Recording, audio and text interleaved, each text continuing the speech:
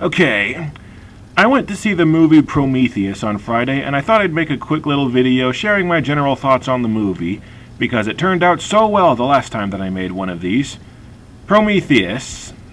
I did not like this movie, and I didn't not like it because I had really high expectations. I had no expectations going into this movie. I just thought that it looked like it might be good. This movie didn't disappoint me because I had grand expectations. This movie disappointed me because it's bad. Don't worry, I'll avoid spoiling anything important that happens in the movie. The basic plot of the movie is that two scientists discover that a group of aliens, called the Engineers, may have created the human race, and they travel to a faraway planet to find the Engineers and basically discover the origins of the human race. They get to the planet and explore a big, huge temple, only to find that the Engineers were all killed by another alien race, which in turn starts killing off the crew in the ship. You may have heard that Prometheus is a prequel to the Alien franchise. It's barely a prequel to the Alien franchise. The film explains the origins of the space jockey, the alien who was sitting in a chair in the first Alien movie when the crew goes down to the planet. Prometheus also copies most of Alien's visuals, and a xenomorph jumps out at the end of the movie. Apart from that, Prometheus has nothing to do with the Alien franchise. The crux of a good horror movie is that you should be rooting for the characters to survive even though you know that they won't. The biggest problem with Prometheus is that you don't give a crap about any of the film's characters, and there's a very simple reason why you don't care about any of them. With two exceptions that I'll talk about in a minute, every single character in this movie is stupid. And they're not stupid in the horror movie sense where they do things you know won't end well. They're stupid because they do things that no intelligent person would ever do. You see an alien swimming in alien goo. What do? You kneel down and pet it. You see a dead guy that went crazy and tried to kill somebody sitting out by the ship. What do? You go over and nudge him a little. Michael Fassbender plays an android named David. The guy's a good actor. He was Magneto in X-Men First Class.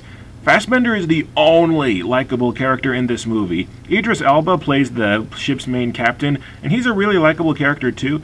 Idris Elba acts his ass off in this movie, but he's only on screen for like 10 minutes at most. Noomi Rapace is the lead in this movie. She plays the main character, Dr. Shaw.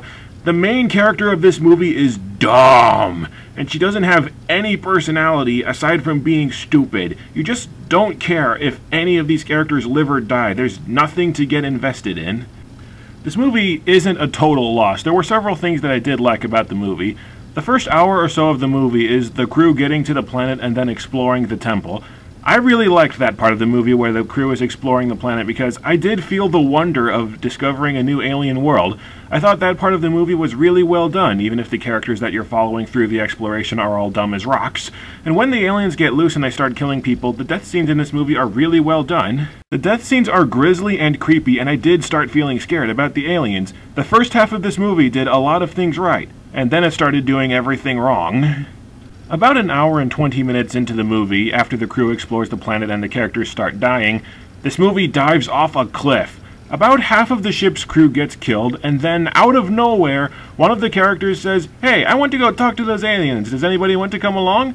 The characters all leave the ship and go back to the temple to talk to one of the engineers, who they find out is still alive, and all the characters completely forget that the planet is full of mindless alien beasts that want them dead. They have no conception of what the aliens are capable of, they have no idea how they work or how to kill them, the aliens have already killed off half the crew, and the characters in the movie all shrug that off like it never happened and go to visit an engineer. From that point on, Prometheus completely forgets that it's supposed to be a horror movie. The characters completely forget that they're supposed to be afraid for their lives. The aliens just killed half the ship's crew, and they're going back outside with no plan, no security, and no weapons whatsoever. Even stupid people are not that stupid!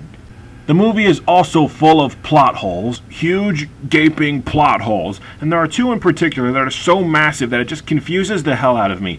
Here's the first plot hole. The android poisons one of the main characters with alien goo. Simple question, why did he do that? It's pretty clear that the android has his own agenda, and near the end of the movie they explain what his agenda is, and his agenda and objectives have absolutely nothing to do with poisoning crew members. The movie never attempts to explain why the android poisoned that guy, other than because it's necessary for the plot. A guy in the Cinema Snobs website defended this movie by saying that good science fiction is supposed to raise more questions than it answers. There's a difference between questions and plot holes. There's raising questions, and then there's lazy writing. But that is small potatoes compared to the second major plot hole that jumped out at me. The main character gets an alien inside of her, and she goes to a medical pod to get the alien cut out of her. She goes to the medical pod, and the pod says, "Sorry, this pod is only programmed to operate on male patients." If the pod is programmed to only operate on male patients, then what is it doing in the female commander's room? What, did Charlize Theron forget that she has lady parts? You stupid movie! Oh, by the way, Charlize Theron, barely in the movie. She's a damn good actress, and she's barely in the movie. So she gets to the pod to operate on her, and the machine performs surgery to remove the alien from her. The surgery looks fake as hell. And after the surgery, the main character runs through the ship as if she were perfectly unharmed. She just had an alien carved out of her stomach like a turkey, and she runs around performing vigorous physical activity immediately afterward and through the rest of the movie completely unfettered. A person cannot be carved open, stapled shut, and then walk, let alone run through the ship as if nothing else had happened. I'm not terribly familiar with female anatomy, but the human body does not work that way. And again, that's not the plot hole that I was talking about. The main character doesn't tell anybody else on the ship that a machine just ripped an alien out of her stomach. Really? You just farted out an alien and you're not going to tell anybody about it? Like I said, even stupid people are not this stupid! This isn't a major problem with the movie, but it's still something that stood out to me as odd. The surgery scene is the only graphic scene in this movie. The rest of the movie is bloodless, there isn't any nudity, and there's like one F-bomb in the entire movie. This movie could easily have been a PG-13 film. Easily. This movie also has one of the worst endings that I have seen in a movie in recent memory. It's blatant sequel bait, it revolves around a plot point that is pulled right out of the movie's ass 2 minutes from the ending, and it drops the main character into entire new levels of stupidity. In case you hadn't figured it out before the movie's ending, the main character is pretty much the dumbest person that ever walked the earth. The movie also tries to have a theme of what happens if your faith conflicts with science. The movie does nothing with that premise. This movie suffers from what I call Minority Report syndrome. The movie seems to think that mentioning religion in a science fiction film automatically gives that film a deep religious meaning. The movie brings up religion, but then it has absolutely nothing to say about religion. This movie was underwritten, that's its main problem. This movie needed rewrites to flesh out its good ideas and to drop out its many stupid ones.